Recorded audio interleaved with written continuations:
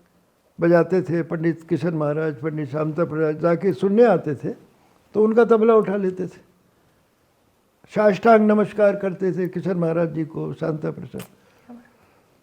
तो एक बहुत बड़ा लॉस हुआ ये। इतना अभी तक ही वॉज परफॉर्मिंग। अभी Active. लास्ट हमारा कॉन्सर्ट शायद दिल्ली में ही हुआ, श्री फोर्ट हॉल में। एक रैपिड फायर करूं आपके साथ? हाँ ज़रूर। चाय या कॉफी? मोर चाय लेस कॉफी। प्योर क्लासिकल या फ्यूजन? अपीलिंग। म्यूजिशियन ना होते तो क्या होते? नहीं, कुछ नहीं होते फिर।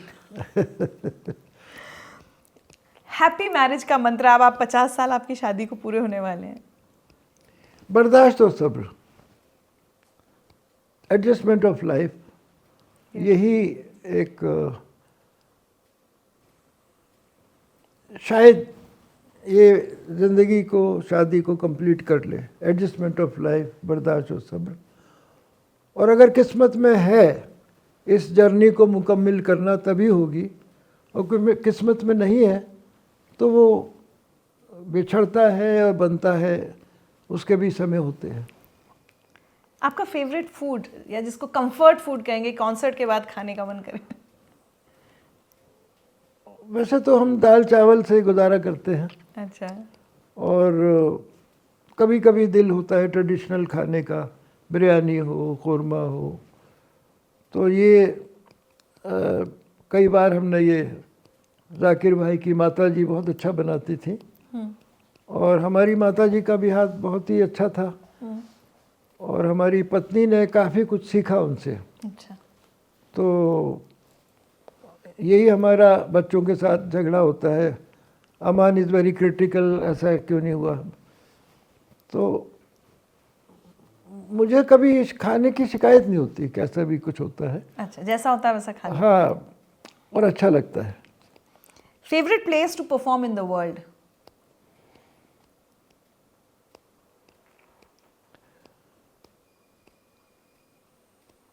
London, Royal Albert Hall. Royal Albert Hall, Royal Festival Hall और Wigmore Hall. Most unforgettable compliment जो आज तक आपको, तो इतने मिले होंगे, बट कोई जो आज तक आपको याद रहता है?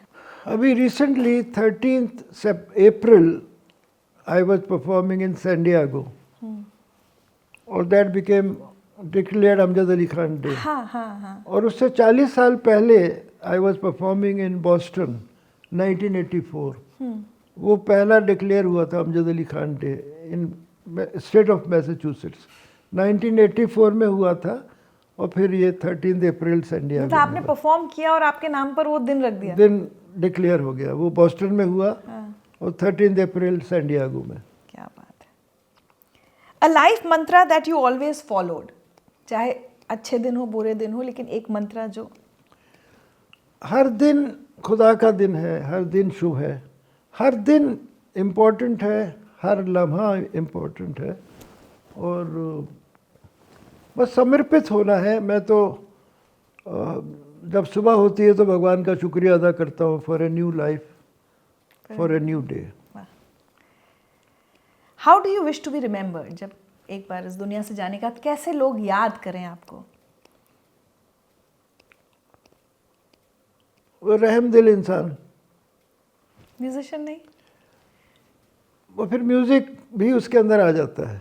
रहमदिल होना हर बच्चे को, ये एरोगेंस की बीमारी जो फैल रही है, मैंने अभी कहीं कहा है कि भाई मेडिकल वर्ल्ड से मेरी अपील है कि एक टैबलेट ईजाद करे रहमदिल होने के लिए, क्योंकि हर चीज़ की टैबलेट बन गई है ना।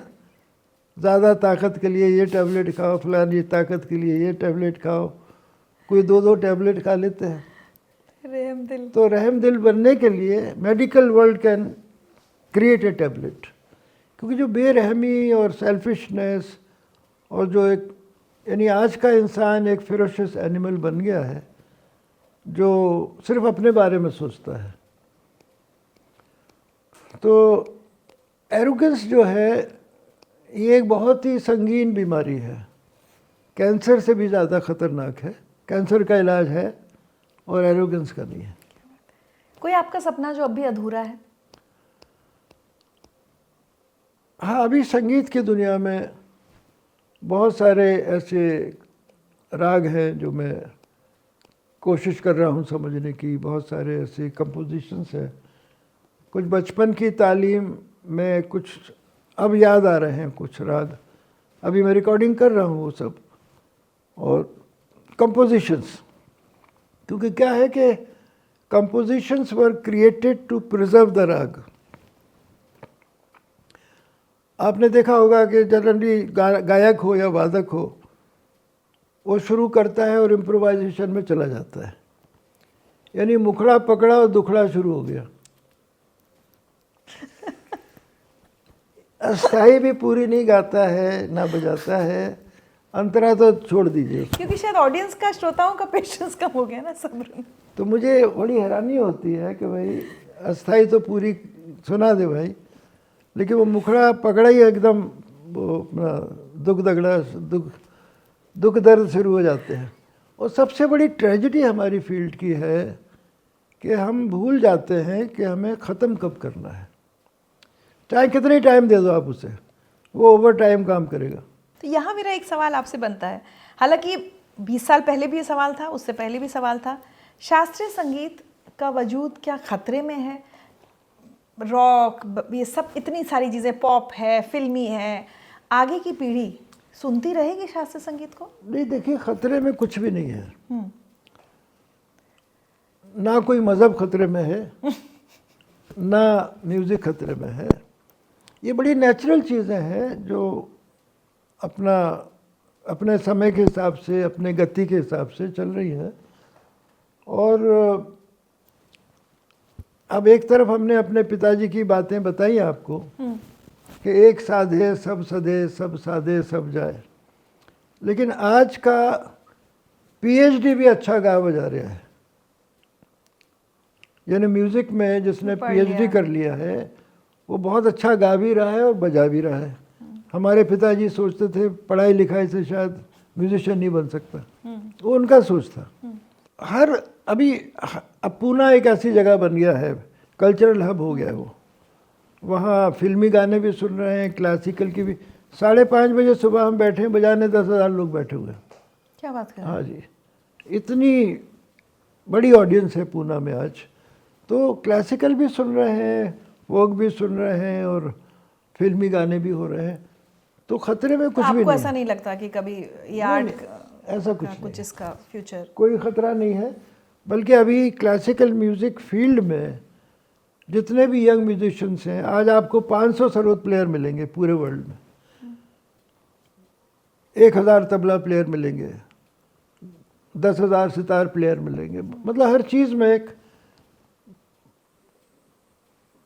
कामयाबी हो रही है और लोग सीख रहे हैं। किसी को सरंगी, आज लोग सोचते थे सरंगी ख़त्म हो रही है, लेकिन आज आपको 10 sarangi player, young sarangi player जो कितना अच्छा बजा रहे हैं सारे। तो किसी चीज़ की कमी नहीं है। और लेकिन जनता जो है, सुनकार जो है, वो चंद लोगों को सुनना चाहती है। ये बड़ा स्वाभाविक है, is very natural. Pandit Bhimsen Joshi ने जब उस्ताद अब्दुल करीम खान साहब का रिकॉर्ड सुना तो उन्हें लगा कि गाना गाए तो ऐसा गाए। पतली आवाज़ थी उनकी, थोड़ा गाते थे बट अपीलिंग थी आवाज़। इतने महान थे वो। अब उस्ताद अब्दुल करीम खान साहब, महाराष्ट्र में उनका इंतकाल हुआ। ये किस्सा हमको पंडित श्यामता प्रसाद जी ने बताया। कहते हैं एक ऐसा कॉन्सर्ट था बंगाल में जहां हमारे पिताजी ने सरोद बजाया, उसके बाद अब्दुल करीम खान साहब को गाना था। तो पंडित जी बोले कि मैं यंग था, मुझे खान साहब ने कहा गुदई तुम मेरे साथ बजाओ, शांता प्रसाद बनारस के। कहने उस दिन सरोद पे ऐसा तिलक आमूद बजाया कि अब्दुल करीम खान साहब ने बोला आज हाफिज़ का दिन है, मैं नहीं गाऊंगा। आज मेरे भाई ने ऐसा तिलक आमूद बजाया है कि मेरे दिमाग में बैठ गया है, मैं गा नहीं सकता आज। अब बताइए, फेलो म्यूजिशियन को इस किस्म का कॉम्प्लीमेंट पब्लिकली आज कौन देगा? नहीं। इतने महान लोग थे वो। और कई दफ़ा आदमी मजबूरी में गाना पड़ता है, बजाना पड़ता है, क्योंकि ऑर्गेनाइजेशन ने बुलाया, लेकिन उन्होंने नहीं गाया। वो गया मैं कल गाऊंगा, आज नहीं गाऊंगा। अगले दिन हाँ साहब, चलते चलते आज की युवा पीढ़ी, जैसे आपने कहा बहुत लोग सीख रहे हैं, तो मैं चाहूँगी कि अगर एक सलाह आप जैसे उस्ताद नई पीढ़ी को देना चाहें, संगीतकारों को, कलाकारों को, तो क्या होगी? देखिए, संगीतकार हो या ना हो, युवा पीढ़ी को मेरा यही रिक्वेस्ट है, अपील है, बर्दाश्त और सब्र, टॉलरेंस एंड पेशेंस, एक बहुत बड़ा मंत्र है। अगर आप इसको फॉलो करोगे तो perhaps you can achieve your goal of life. शायद आप अपनी मंजिल तक पहुंच सकते हैं, क्योंकि हम इतने उत्तेजित हो जाते हैं, हम इतना जल्दी, हमें गुस्सा आ जाता है कि हम किसी को मार देते हैं, पीट देते हैं और गाली दे देते हैं, बुरा कह देते हैं। तो ये 4 बात सुनने की बर्दाश्त, ये बहुत ज़रूरी है। अब ये लेसन हमारे हर स्कूल में अगर हर टीचर अपने शब्दों से बच्चों को कहे, बर्दाश्त और सब्र। हाँ, क्योंकि किताब, सिर्फ किताब के ज़रिए मत पढ़ाइए, कुछ बातचीत करिए, कुछ बच्चों को अपना तजुर्बा बताइए, बच्चों का किस किस्म का बच्चा है उसके बारे में सोचिए। और मेरी हर स्कूल से ये प्रार्थना है कि please identify the creative children. Her school में जो क्रिएटिव बच्चे हैं उनको इनकरेज करिए। अगर कोई पेंटर बनना चाहता है, कोई म्यूजिशियन बनना चाहता है, तो उनको इनकरेज किया जाए। उसके शौक़ को डिस्ट्रॉय मत करिए। मेरा मतलब ये नहीं है कि उसे म्यूजिशियन बनाइए, ये नहीं है, क्योंकि आपने सुना होगा, एक बड़ा पुराना लतीफ़ा है कि would be son in law father in law से मिल रहा है, तो फादर इन लॉ पूछ रहा है, भाई क्या करते हैं आप? कहते हैं, जी मैं सरोद या सितार बजाता हूँ। Very nice, great art, great tradition, संस्कृति, but by the way what do you do? यानी वो, उसको भरोसा नहीं है कि इससे भी पैसा कमा सकते हैं, सरोद सितार बजा के भी मेरी बेटी को खुश रखेगा। तो ये एक, यानी पार्टीशन के बाद हर आदमी, ये इंडिपेंडेंस के बाद पढ़ाई लिखाई करो, तो उसमें बहुत बड़े बड़े संगीतकार बर्बाद हो गए, एमए हो गए, वो बीए हो गए, बर्बाद हो गए। यानी वो संगीत बर्बाद हो गया और नौकरी मिल गई उनको ऑल इंडिया रेडियो में। सटल ह्यूमर है वैसे आपका। अच्छा, आखिर में सॉरी, मैं ना, मेरा मन नहीं भरा, अबीर और जोहान सरोद प्लेयर्स ही बनेंगे, we will see them performing, या वो कुछ और भी कर सकते हैं? That depends on their parents. अच्छा, क्योंकि इस फील्ड में जो स्ट्रगल है, उस स्ट्रगल से डर लगता है कि स्ट्रगलिंग डेज में हमें याद है कि हम 3rd क्लास में ट्रैवल करते थे। अब उनको थोड़ी करना पड़ेगा, वो तो बिजनेस क्लास में ट्रैवल कर रहे हैं जी। तो उनके लिए वो संघर्ष नहीं है। हमने पंडित ओमकारनाथ ठाकुर जी को देखा, रेलवे स्टेशन पे हम खड़े हुए थे 1959 में, पंडित जी आ रहे हैं, पंडित जी आ रहे हैं। तो हम भी, बहुत सारे लोग आए थे उनको रिसीव करने। तो पंडित जी एयर कंडीशन 1st क्लास डब्बे से उतर रहे हैं, तो हम अंदर चले गए देखने के लिए कि 1st क्लास एयर कंडीशन कैसे होता है। तो हमारे पिताजी 1st क्लास में करते थे, हम उनके साथ ट्रैवल करे हैं, बट वो भी कहते थे उन्होंने भी 3rd क्लास में बहुत सफ़र किया है। क्योंकि हिंदुस्तान का एक हिंदुस्तानी कैसे अपनी जीवन शुरू करता है, कैसे ज़िंदगी में आगे बढ़ता है। और मुझे आज भी याद है, मुझे बहुत शौक़ था ताज में ठहरने का, बॉम्बे का ताज, कुलाबा। तो नॉट थ्रू द ऑर्गेनाइज़र, मैं अपना पैसा जोड़ता था, शौक़ था। चाहे मैं स्लीपर कंपार्टमेंट में ट्रैवल कर रहा था, लेकिन मैं 2-4 दिन ताज में रहता था। 70s की बात कर रहा हूँ मैं। तो वहाँ एक दिन टाइम्स ऑफ इंडिया का जर्नलिस्ट आया इंटरव्यू करने मुझे। तो बहुत सारा इंटरव्यू करने के बाद वो डायरेक्टली मुझे पूछा, कहता माफ़ करिए, मैं सवाल पूछना चाह रहा हूँ। मैंने पूछिए। कहता है how can you afford to live in Taj? मैंने कहा yes you are right, I can't afford to live in Taj but I don't live on organiser. I said ये मैं पैसा जमा करता हूँ और मुझे, क्योंकि हर हिंदुस्तानी की ख्वाहिश है कि एक दिन वो ताज में आके रहेगा। एक वो मोनूमेंट बन गया ताज जो है, 100 साल हो गए उसको। तो हर इंसान की ख्वाहिश होती है। अब मैं जो घड़ी पहने हुई अमान साहब ने मुझे प्रेजेंट करी है और ऑन माई 75th बर्थडे। तो अमान को शौक़ है घड़ियों का। मैंने कहा बेटा हमें, अब वो नया नया टेलीफोन में दे देते हैं। मैंने कहा यार इसको ही नहीं समझ पाए हम, जो अभी है ये तो बहुत बड़ा भंडार है इसके अंदर, एक सो ह्यूज वर्ल्ड। और डर लगता है सेल फोन को पकड़ने में भी। सुना ये अपने आप ही रिकॉर्ड करता रहता है। और फिर क्या क्या हो रहा है करिश्मे अभी, अब संस्कार या क्या साथी ऐप भी आ रही है या आ गई है। आ गए। तो कौन सी ऐप से क्या फ़ायदे हैं क्या नहीं है हमें नहीं पता। तो ये we don't know how to operate. आप सोशल मीडिया पर एक्टिव हैं आपको, या मैं आज मेरे भी पास अखबार पढ़ते हैं? नहीं, अखबार तो बंद ही कर दिया हमने, 3-4 साल से अखबार नहीं लेते। टीवी देख कोविड टाइम से अखबार बंद कर दिए। टीवी देखते हैं और अभी वो ओटीटी देखते हैं और सोशल मीडिया और फेसबुक पर जो कुछ आता है वो सरफेस करते हैं। तो ज़्यादा टेक्निकल चीज़ें नहीं पता है। जो अयान और अमान माशाल्लाह वो लोग काफ़ी बहुत आगे हैं मुझसे और मुझे सिखाते भी नहीं है कि ये, उन्हें डर है पता नहीं क्या कर देंगे। खान साहब इतना मज़ा आ रहा है आपसे बात करने में। मुझे लग रहा है you. जैसे आपके ओवरनाइट कॉन्सर्ट्स होते हैं, मुझे लगता है हमारे ओवरनाइट पूरा कॉन्वर्सेशन भी हो सकता है, concert come conversation. No, because you have learned music yourself and you have been connected with such a great souls and musicians. तो ये इंटरव्यू करना भी एक अपने आप में एक बहुत बड़ी कला है और हर इंसान का अप्रोच अलग होता है। So I am very happy.